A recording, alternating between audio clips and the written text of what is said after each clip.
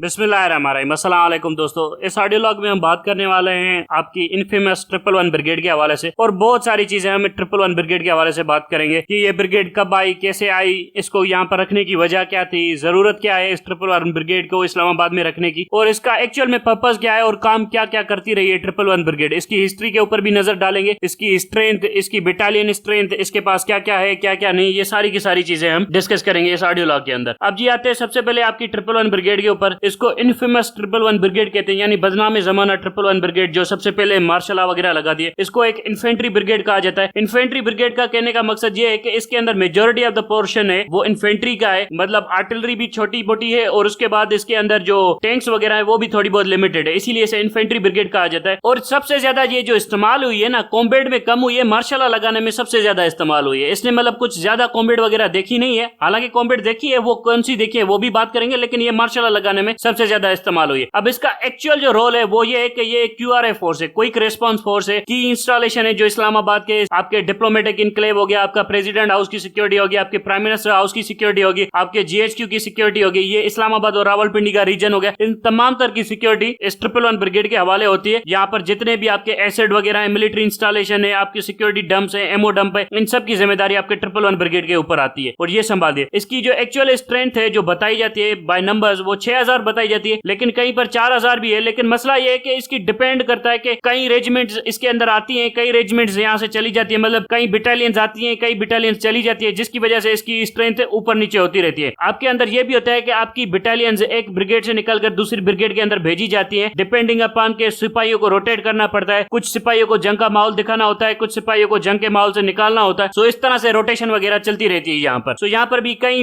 Battalions आती हैं, कई बटालियंस छोड़कर चली जाती है, लेकिन इसकी ओवरऑल स्ट्रेंथ 6000 के करीब है। अब इसके जो स्ट्रक्चर है इसके अंदर क्या क्या है, इसके अंदर तकरीबन आपकी 5 इन्फेंट्री बटालियंस है। एक बटालियन के अंदर 600 से 800 के करीब सिपाही होते हैं। यूं समझ लीजिए 3 से 4 कंपनीज होती हैं, या समझ लीजिए 20 के करीब प्लाटून वगैरह हो जाती होंगी। प्लाटून की साइज आपकी 30 होती है, कंपनी की साइज 150 के करीब होती है। अब इसके अंदर 5 इन्फेंट्री बटालियंस है और वो भी डिफरेंट रेजिमेंट्स है। एक आर्मर रेजिमेंट है और इसके अलावा 3 आर्टिलरी बैटरीज है। अब 3 आर्टिलरी बैटरीज क्या है? बैटरीज ये होती है कि आपके उस एक बैटरी के अंदर तकरीबन 12 के करीब तोप खाने आ जाते हैं, मतलब आपकी आर्टिलरी तोपे आ जाती है। इसकी जो मेन पावर होती है 150 के करीब होती है। एक स्पेशल फोर्स यूनिट है जो SSG से है। उसके अलावा एक टैंक स्क्वाड्रन वगैरह भी है। यहाँ पर एक टैंक बटालियन लिखी हुई है, लेकिन मेरे ख्याल में एक टैंक स्क्वाड्रन ही होगा यहाँ पर। इसके अलावा अब आता है कि कौन कौन सी बटालियन है। यहाँ पर 6 बटालियन है जो कि पंजाब रेजिमेंट है। यहाँ पर 11th बटालियन है जो कि बलोच रेजिमेंट है। यहाँ पर 1st बटालियन है जो कि आपके फ्रंटियर फोर्स रेजिमेंट से FFC से है। उसके बाद 1st बटालियन है जो कि आपके आजाद कश्मीर से। ये जो FFC है और ये जो आपकी आजाद कश्मीर है, जो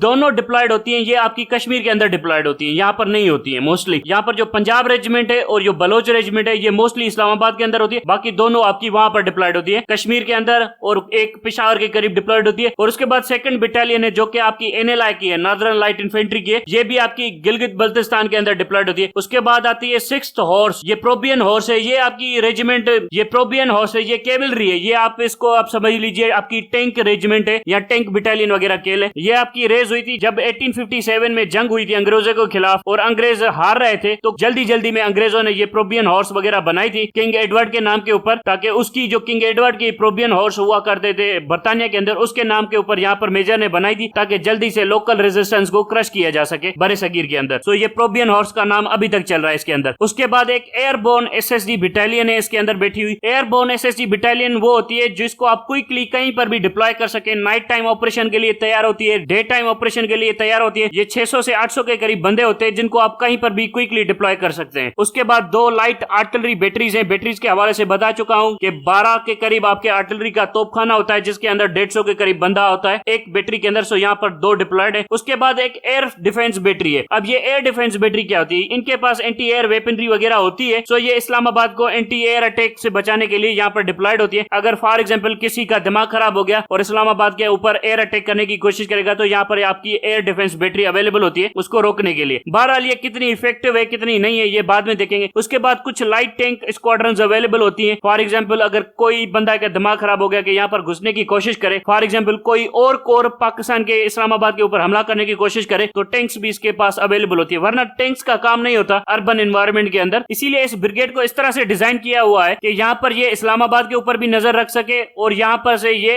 अगर इसके ऊपर कोई और हमला करे तो उसको भी डिफेंड ऑफ कर सके, उसको भी भगा सके यहाँ से। सो ये सारी की सारी इस तरह से बनाई गई हुई है डिवीजन, काफी साइजेबल डिवीजन है। लेकिन मसला ये होता है कि इसकी जो 3 बटालियंस होती है, 3 से 4 बटालियंस होती है, वो मोस्टली आपके कश्मीर और गिलगित बल्तिस्तान के अंदर डिप्लॉयड होती है, यहाँ पर डिप्लॉयड वगैरह नहीं होती है। वो अपना पूरा का पूरा टाइम वहीं पर गुजारती है। बाकी 2 के करीब बटालियन यहाँ पर बैठी होती है, बाकी इससे ज्यादा फोर्स वगैरह नहीं होती। 2 के करीब के मुताबिक मतलब यहाँ पर जो एक्चुअल स्ट्रेंथ होगी इनकी वो तकरीबन 2000 के करीब होगी इस ब्रिगेड की, इस इस्लामाबाद के अंदर, इससे ज्यादा नहीं होगी। यहाँ पर एक और चीज आपको बता दूं कि जब भी कोई आर्मी चीफ चेंज होता है तो वो कोशिश करता है कि उसके यूनिट की बटालियंस वगैरह सारी की सारी इस 111 ब्रिगेड के अंदर मूव इन कर जाए, ताकि उसको बड़ी आसानी से कंट्रोल हो सके तमाम तरह जीएचक्यू के अंदर होने वाले मामलों के हवाले से, क्योंकि उनके अपने पेरेंट यूनिट होती है, उनके साथ उनके ताल्लुकात बहुत अच्छे होते हैं और वो उनके साथ ज्यादा वफादार होते हैं। तो इस तरह से वो सारे के सारे काम कैरी आउट करते हैं। अब थोड़ी सी नजर डालते हैं कि ये जो आपकी 111 ब्रिगेड है इसने कौन कौन से कारनामे सरंजाम दिए। तो सबसे पहला जो कूप लगा था, मार्शल लगा था पाकिस्तान के अंदर, कू हुआ था पाकिस्तान का 1958 के अंदर हुआ था। ये हुआ था आपके जनरल सिकंदर मिर्जा के खिलाफ हुआ था, वो आपका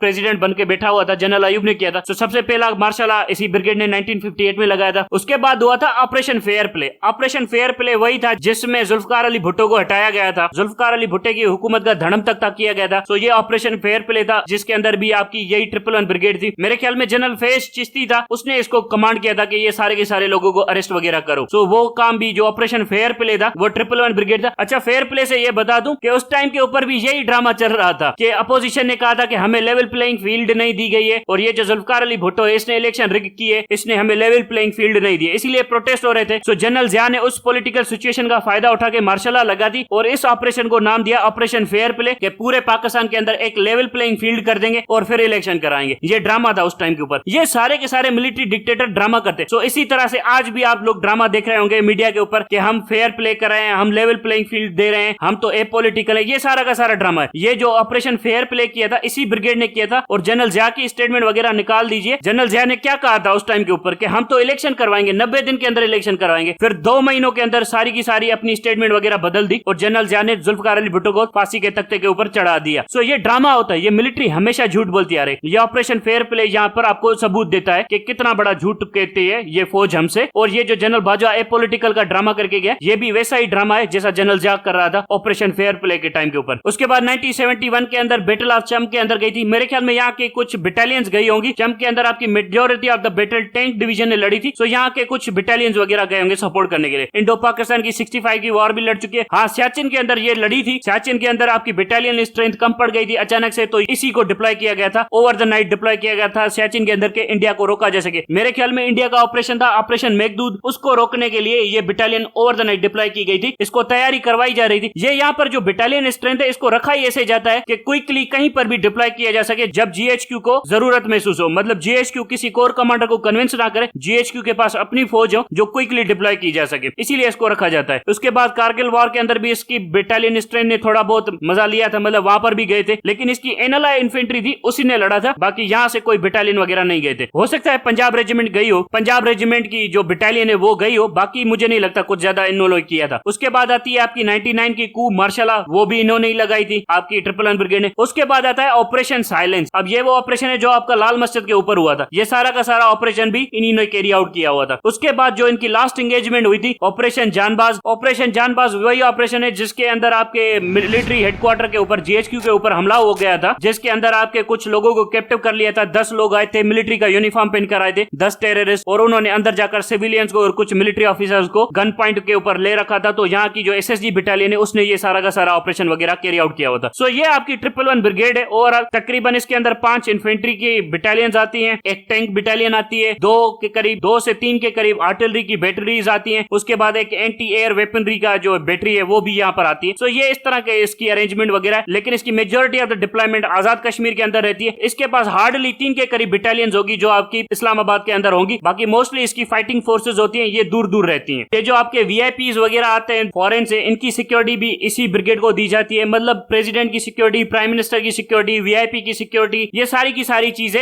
इसी ने देखनी होती हैं। आपके जो आर्मी चीफ होते हैं उसकी सिक्योरिटी, ये सब कुछ इसी ने देखना होता है। इसीलिए यहाँ पर बहुत ज्यादा मतलब वफादार लोगों को रखा जाता है। इसीलिए मैं बार बार कह रहा हूँ कि ये जो 111 ब्रिगेड है इसका तमाशा खत्म होना चाहिए इस्लामाबाद के अंदर। 10 कोर का ही तमाशा खत्म होना चाहिए। 10 कोर को 3-4 हिस्सों में डिवाइड कर दीजिए। गिलगित बल्तिस्तान के अंदर एक और कोर कमांडर लगा दीजिए, सारी की सारी फौजें दीजिए, वहां पर निकाल दीजिए, कुछ पेशावर में दे दीजिए, कुछ यहाँ से निकाल कर जेलम के अंदर भेज दीजिए। उसके अलावा जो कुछ बचा है उसके ऊपर एक 4 स्टार जनरल प्रमोट कर दीजिए आर्मी चीफ के लेवल का, और उस फौज को नेशनल गार्ड्स डिक्लेयर कर दीजिए, जिसको directly prime minister of Pakistan command करेगा। इससे आपके तमाम तर मामला हल हो जाएंगे। इंडिया के अंदर भी यही है, लेकिन इंडिया के पास जो दिल्ली के अंदर स्ट्रेंथ है वो बहुत ज्यादा है। हमारे पास हार्डली बटालियंस है जो कि आपके मोस्टली एक ब्रिगेड के अंदर समअप हो जाती है, लेकिन इंडिया के पास तकरीबन 2 डिवीजन साइज फौज मौजूद होती है दिल्ली के अंदर। दिल्ली के अंदर इंडिया के पास बहुत ज्यादा बड़ी फौज है, 2 डिवीजन साइज फौज है, और उसके अंदर एक तो पूरी की पूरी पैरा ट्रूप डिवीजन है, एक तो पूरी की पूरी एयरबोर्न डिवीजन बैठी हुई है इंडिया के पास, जिसके पास अपने जेट्स हैं, जिसके पास अपने ट्रांसपोर्ट एयरक्राफ्ट हैं, वो बहुत ही ज्यादा इक्विप है। मतलब वो इंडिया के जो प्राइम मिनिस्टर है उसके एक्चुअल कंट्रोल के अंदर आती है, और जिसको इंडिया का प्राइम मिनिस्टर कभी भी कहीं पर भी इस्तेमाल कर सकता है। सो इंडिया की जो स्ट्रेंथ है दिल्ली के अंदर बहुत ज्यादा है। हमारे पास हार्डली ब्रिगेड है, उनके पास पूरी की पूरी डिवीजन है, और वो भी एयरबोर्न डिवीजन है। हमारे पास सिर्फ एक एसएसजी की बटालियन है एयरबोर्न। ये है आपका ओवरऑल सम अप 111 ब्रिगेड के हवाले से। इसके अलावा भी मैं और बहुत ज्यादा यूनिट है पाकिस्तान आर्मी के, उनके ऊपर मैं हाईलाइट करता रहूंगा। अब तक के लिए इतना ही। Thank you very much.